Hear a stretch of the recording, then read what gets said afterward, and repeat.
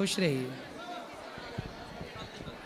राधे राधे गुरुजी। हाँ जी, आपके चरणों में कोटि कोटि प्रणाम। खुश रहिए।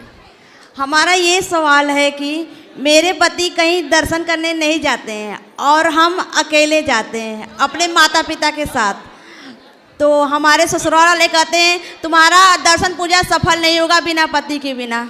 अरे आप सब दर्शन करके आओ और पति आपका दर्शन कर लें तो नहीं तो घर बैठे दर्शन का फल मिल जाएगा, क्या दिक्कत है? और मेरे पति कहते हैं तुम जाओ, हमारे तरफ से आर्डर है। और मेरे ससुराल के जो रिश्तेदार हैं वो क्यों नहीं जाना चाहते? क्यों नहीं जाना चाहते वो? हाँ, ए छोरा, इसको काहे घटा रहा है बेटा? वो क्यों नहीं जाना चाहते? उनको कहते हैं हम मन से ही भक्ति करते हैं, जाकर दिखावा नहीं करना चाहते हैं। अच्छा, हाँ। मतलब मंदिर जो जा रहे हैं वो दिखावा कर रहे हैं। हाँ, तो वो घर में मन से कौन सी भक्ति कर रहे हैं? अब उनकी विचार है। हम कुछ अगर बोलेंगे तो फिर लड़ाई हो जाती है, इसलिए हम चुप रहते हैं अब। तो मन में किसको याद करते हैं? हम उनको शिव जी को पूछते हैं, हम काशी से आए हैं। तो वो शिव जी को पूछते हैं। हाँ, तो वो काशी विश्वनाथ जी का दर्शन करने नहीं जाते? जैसे वो सबको पूछते हैं, मन से ही पूछते हैं, और जाते नहीं, कहते हैं भीड़ भाड़ में हम जाना नहीं चाहते हैं। काशी विश्वनाथ जी कभी कभी जाते हैं कि नहीं वो? हाँ, जाते हैं। फिर ठीक तो है। और मेरी माता जी का कुछ सवाल है, वो बहुत दुखी हैं, आपसे सवाल करना चाहती हैं। कराओ।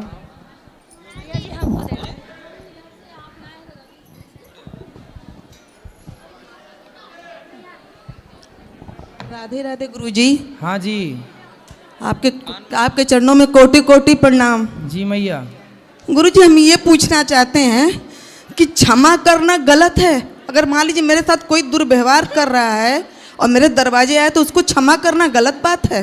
क्षमा बड़न को चाहिए, छोटन को उत्पात। क्षमा करना बड़ी बात है।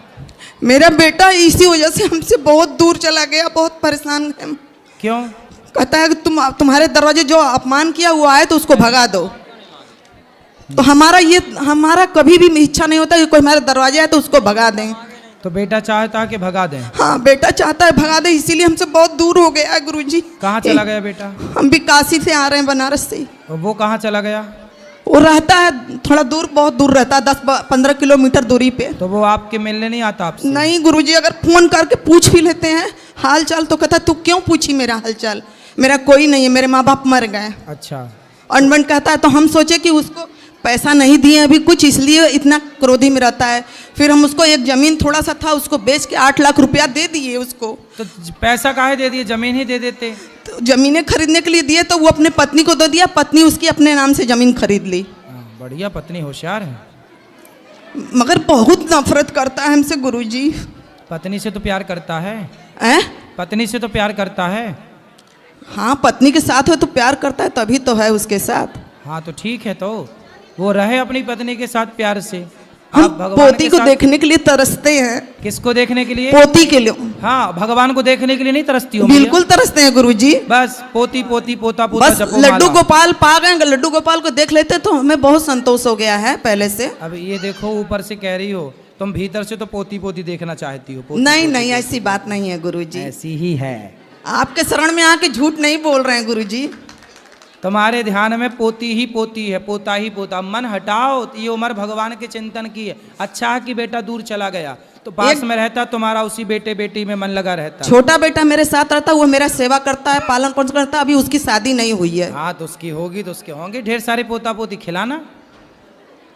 मगर ये बताइए, अपमान किसी का हम कर सकते हैं? करेंगे कितना पाप लगेगा? कर्म जो कर रहा है जैसा उसको फल मिलेगा। तुम्हारे बेटे को जाना ही था, पत्नी के चक्कर में है वो बेचारा, ठीक भी है ना? वो बहाने ढूंढ रहा था तो बहाना मिल भी गया तुमसे दूर जाने का। कौन सा बेटा आजकल अपने माँ बाप के पास रहता है? बताओ, ये प्रकृति का नियम है। तुम माता पिता को अब पीठ पक्की कर लेनी चाहिए कि बेटा को हम कितना भी अच्छा पढ़ाएं लिखाएं संस्कार दें, लेकिन आजकल के बेटे दूर चले ही जाते हैं पत्नी को लेकर। जी, हमें अकेले ही रहना है। इस मानसिकता को डेवलप कर लीजिए और अपने भजन में मन लगाओ। बेटा बेटी में मन न लगाओ। तुम लगाते हो, बाद में रोते हो कि बेटा चला गया, पोती नहीं देख रही है, पोता नहीं देख रहा है। छोड़ो सब पोता पोती, राम राम जपो। जी गुरु जी, यही सत्य है कि आजकल के बेटे माँ बाप को लायक नहीं, पसंद नहीं करते। कुछ बेटे नहीं करते तो क्या जबरदस्ती तो हम नहीं कह सकते कि भैया ला हमसे बात कर। वो एक मैया मेरे पास आई, रोज कोई ना कोई मैया आती है और वो यही कहती है, गुरुजी मेरा बेटा मेरे को माँ नहीं कहता, मेरा बेटा मुझे माँ नहीं कहता, बात नहीं करता। आजकल के बेटों की यही समस्या है वो कि वो अपने- कहता है कब मरोगी, मरी नहीं तुम, इतना हालत तुम्हारा खराब हो गया, किडनी खराब हो गया, सब हो गया, मगर मरी नहीं, कब मरोगी हमसे पूछता है। फिर भी तुम पोता पोती जप रही हो, हैं? फिर भी तुम पोता पोती जप रही हो। नहीं गुरुजी, अब तो भजन में मन लगाओ मेरी माँ, भजन है ना। अब राम राम जपो। अब बेटा बेटा बिल्कुल, बेटा ठीक तो कह रहा है, तुम्हें कह रहा हूं कब मरोगी, तो मर जाओ बच्चों के लिए, मर जाओ संसार के लिए, जिंदा रहो भगवान के लिए। जी गुरुजी। गुरुजी राधे राधे। जी गुरुजी मेरा प्रश्न ये था कि मैं जो है, हम दो भाई हैं और हम दो भाई साथ में रहते हैं, हम जी। दोनों का परिवार है। मतलब मेरा क्वेश्चन ये था कि हम लोग बहुत मेहनत करते हैं, सुबह 6 बजे उठते हैं और रात को 12 बजे जाकर के सोते हैं, पूरे दिन काम करते हैं। क्या काम? हमारा राशन का काम है जी, परचूने का। ठीक है। तो भगत जी पहले हमारे पिताजी थे, पिताजी एक्सपायर हो गए, 12-13 साल हो गए। हमारे पिताजी भी बहुत मेहनती थे, उन्होंने भी बहुत मेहनत करी। दिल्ली में हम आए थे 20-25 साल पहले, तो हमारे पास कुछ नहीं था हमारे पिताजी के पास। उन्होंने खूब मेहनत करी, अपने दम पे उन्होंने मकान बनाया, दुकान बनाई, सब कुछ किया। जब हमारे पिताजी चले गए तो हमने अपना घर बार संभाला दोनों भाइयों ने। लेकिन पता नहीं कुछ सालों से ऐसा हो रहा है कि हम खूब मेहनत कर रहे हैं, खूब अच्छा काम चलता है, पर लेकिन जो हम चाह रहे हैं कि हम अपने बच्चों को अच्छी जगह पे रख सकें, अच्छी जगह मकान ले सकें, और मतलब एक तरह से मतलब कुछ मतलब बन नहीं रहा है। ऐसा क्यों हो रहा है? कितने साल के हो आप? मैं 40 साल का हूँ सर। कितना कमा लेते हो रोज? कमाई का तो कुछ अंदाजा ही नहीं पड़ता जी। वैसे अगर हिसाब लगाया जाए तो सर लाख रुपए महीना भी है, ठीक है। लेकिन पैसा जुड़ता है, 10-20-30 लाख रुपए दिखाई देता है, और फिर ना जाने क्या होता है कि समझ ही नहीं आता। इलाज में लग गया, कभी कहीं लग गया, कभी कहीं लग गया, कभी कोई फंक्शन आया तो खत्म हो गया। तो मतलब एक छोटा सा घर ले लो ना, घर तो है आपके पास। घर तो है फिर क्या महाराज, चाहते पर हो? बच्चों के हिसाब से हमारे घर में 5 बच्चे, 3 भाई के 2 मेरे, लेकिन वो घर बच्चों की एजुकेशन के तो लिए तुम या दोनों हमारे भाई रहन एक ही घर में रहते हो? जी वैसे 4 कमरे हैं, उसमें 2 में भाई रहता है, 2 में मैं रहता हूँ, और हमारी मम्मी रहती हैं।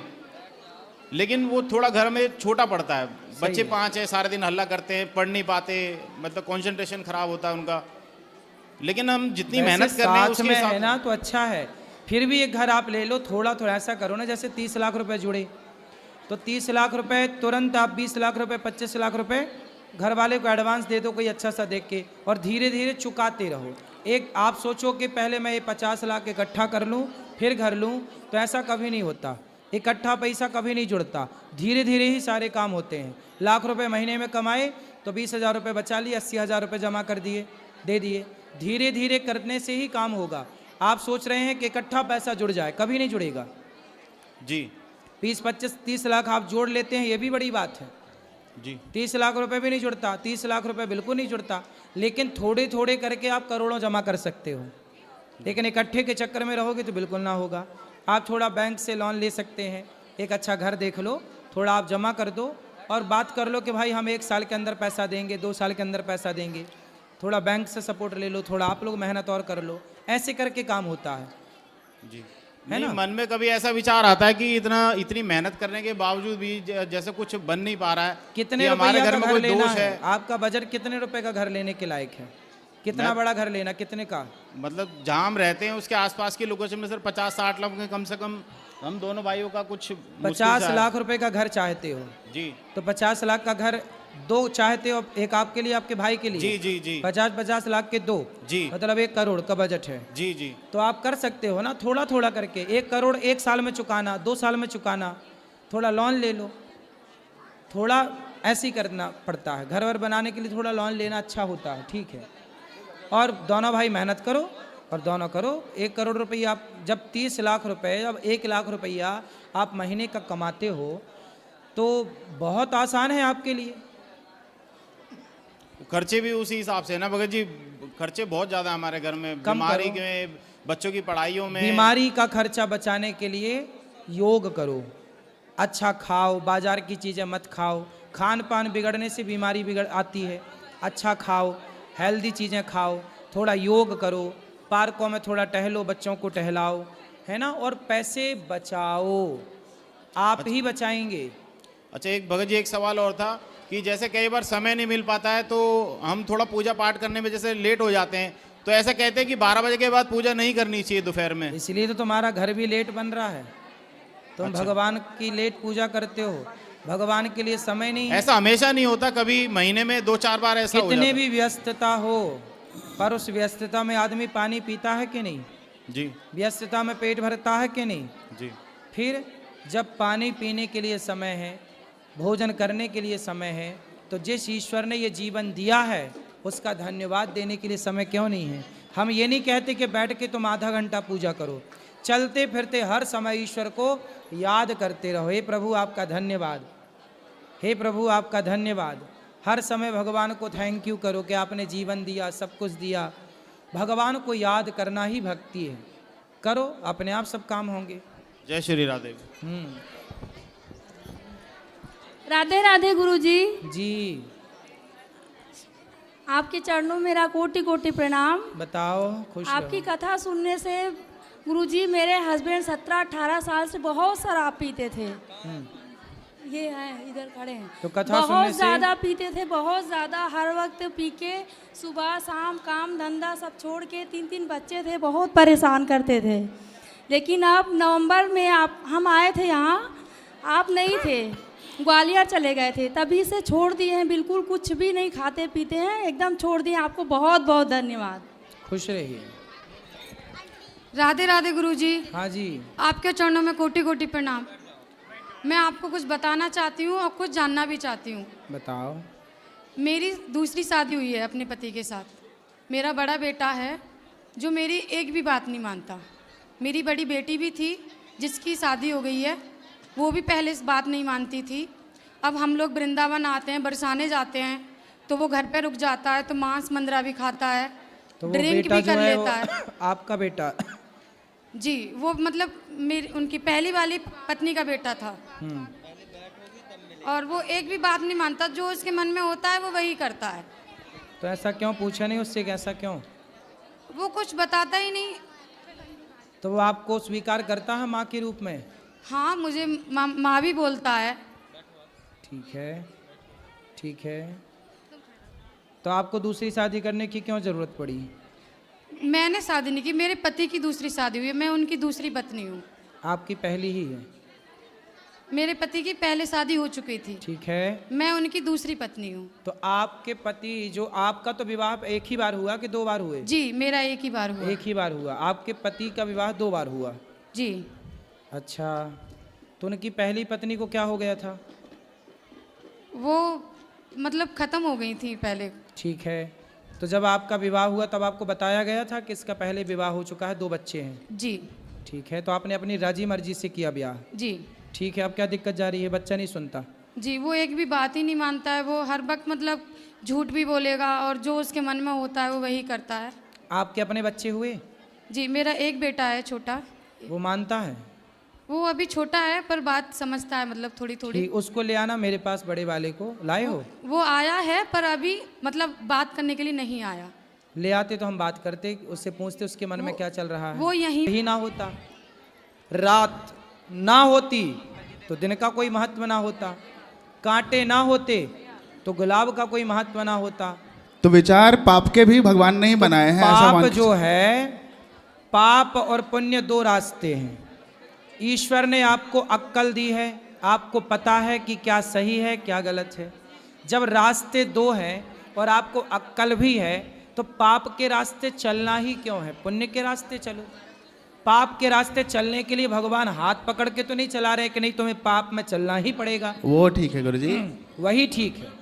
सेकंड पाप प्रश्न। और पुण्य 2 रास्ते हैं। किस रास्ते पर चलना है ये आपको ईश्वर ने विवेक दे रखा है। आप डिसाइड करो। यदि पाप के रास्ते पर चले तो फिर दंड भोगने को तैयार होना, और पुण्य के रास्ते पर चले तो सुख पाने के लिए तैयार रहना।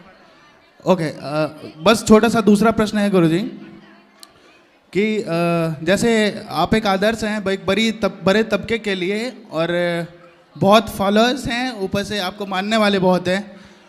हमारे भी बहुत मित्र हैं जिसमें जिसके कुछ के लिए तो आप आदर्श हैं, कुछ के लिए जो बात सही है वो हंसी के पात्र भी वो एक मजाकिया अंदाज में आपको लेते हैं। सही है, सही है।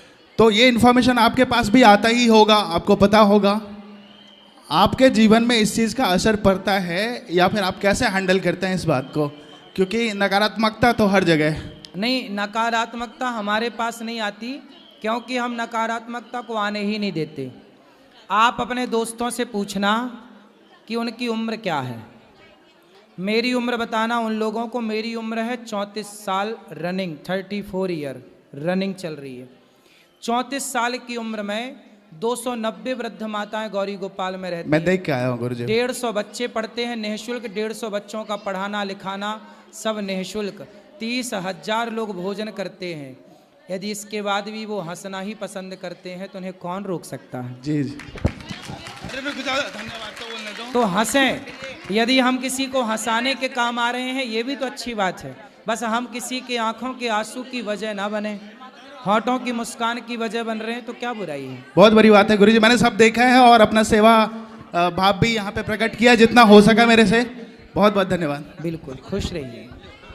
राधे राधे गुरुजी। हाँ मैया। आपका कथा मैं 2 साल से सुनती हूँ, मुझे बहुत अच्छा लगता है। बोलो। आपको मैं गुरु मानती हूँ। पता नहीं आपका कथा जब से मैं सुन रही हूँ मेरे मन में बहुत सुकून आता है। फिर? राधे राधे गुरुजी। खुश रहिए मैया। महाभारत। राधे राधे भाई जी। हमारे बेटी 15 साल के बाल बच्चा नहीं होते हैं। डॉक्टर को दिखाओ। हाँ 15 साल के। हाँ अच्छे डॉक्टर को दिखाओ। हाँ 15 साल को लड़की के ना लड़का होते हैं। डॉक्टर को दिखाओ मैया, डॉक्टर को। बच्चा ना होते हैं। हम बड़ी पैसा लगाते हैं, बड़ी पैसा लगाते हैं सर जी। हो जाएगा, भगवान कृपा करेंगे, चिंता ना क्या करें। बात कर दो लड़के।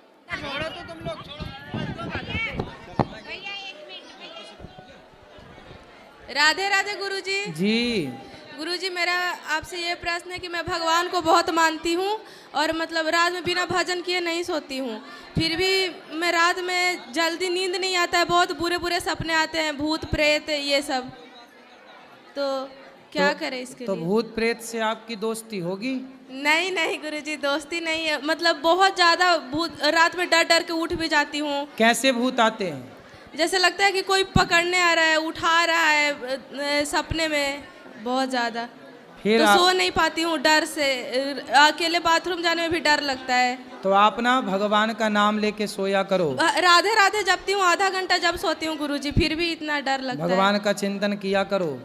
गुरुजी मेरी मम्मी आपको मतलब कृष्ण का स्वरूप रोज मानती हनुमान है। चालीसा का पाठ किया। भूत पिशाच निकट नहीं आवे, महावीर जब नाम सुना। तो रोज हनुमान गुरुजी मेरी चालीसा मम्मी पाठ। आपको कान्हा जी के स्वरूप मानती है। एक बार मेरी मम्मी को राधे राधे बोल दीजिए। मम्मी नहीं, मैया। राधे राधे। अच्छा मैया को राधे राधे गुरुजी। जी।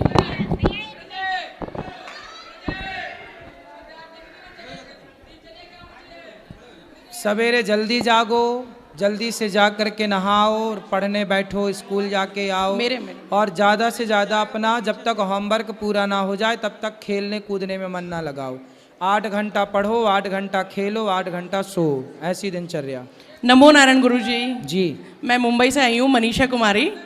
आज मेरा जन्मदिन है और मैं सिर्फ आपको देखने, आपसे मिलने, आपका आशीर्वाद लेने के लिए आई हूँ। अच्छा, बहुत बहुत शुभकामनाएं आपको। शुक्रिया। मेरा एक प्रश्न था आपसे। मेरी पूरी फैमिली मुझे प्रेशर कर रही है शादी के लिए, और जब से मैं धार्मिक उस पर आई हूँ तब से मेरा मन नहीं करता, मेरा मोह हट चुका है शादी से। तो मुझे समझ नहीं आता मैं उन्हें कैसे समझाऊं कि मैं सिर्फ भगवान में रहना चाहती हूँ और वो मुझे प्रेशर कर रहे हैं। कितने साल के हैं आप? मैं 25। तो शादी करना चाह रहे हैं घर वाले? हाँ। शादी करने में बुराई क्या है? मैं जब से धार्मिक धर्म में आई हूँ पता नहीं मेरा मन नहीं करता है, मेरा दिल ही नहीं करता है। मेरा मन करता है मैं सिर्फ पूजा करूँ, पाठ करूँ, मेरा सिर्फ यही मन करता है। मुंबई में रहने के बावजूद मेरा सिर्फ धार्मिक धर्म में मन करता है। और मैं सिर्फ आई इसलिए हूँ कि मैं आपसे प्रश्न करूँ, मैं पूछूँ कि मैं उन्हें कैसे समझाऊँ कि मेरा शादी से मोह ही हट चुका है। क्यों हट गया मोह? मैं नहीं जानती, ये अपने आप हुआ है जब से मैं धार्मिक धर्म में आई हूँ। मेरा मन करता है मैं पूजा पाठ करूं और सिर्फ भगवान की सेवा करूं। जैसे जब पूजा पाठ करने का मन लगता है ना तो 2-4 महीने ऐसा मन रहता है, साल भर बाद मन चेंज हो जाए, नहीं होगा, हैं? नहीं होगा, क्योंकि वैसे भी लड़कियां कम हैं, लड़के वैसे भी बेचारे कुंवारे फिर रहे हैं, काहे तुम मार रही हो किसी का हक? अब मुझे कोई नहीं है शक गुरुजी, जैसा आपने कहा, तो आप चाहते हैं कि मैं शादी कर लूं? करना ही चाहिए, गृहस्थ धर्म सबसे श्रेष्ठ। बस शादी ब्याह करके बस पति की सेवा, पति वो आपका सम्मान करे, आप उसका करना, वो ड्रम वाला सिस्टम पैक वैक ना कर देना किसी को। चलिए गुरुजी, और गुरुजी मुझे बताना चाहती हूँ कि मैं एक डीप डिप्रेशन में थी। हाँ। मैं जब से आपको सुनने लगी ना, तब से मतलब मेरे जीवन में सिर्फ खुशी खुशी है, खुशी खुशी है। गम तो जैसे मैं याद भी करूं तो गम मेरे जीवन में नहीं आए। अब गम दूर से भाग रहा है, गम भी भागे और ड्रम भी भागे। नमो नारायण गुरुजी। नमो नारायण। खुश रहिए, शादी ब्याह जल्दी कर लेना, बहुत अच्छा है शादी ब्याह करना। चलो अब कल फिर बात करेंगे आपसे प्रश्नोत्तरी में, आज का टाइम हो गया। अब जिनको मिलना है ऊपर चलो, बोलो ऊपर मिलेंगे सबको। चलो, नए साल की आप सबको बहुत बहुत शुभकामनाएं।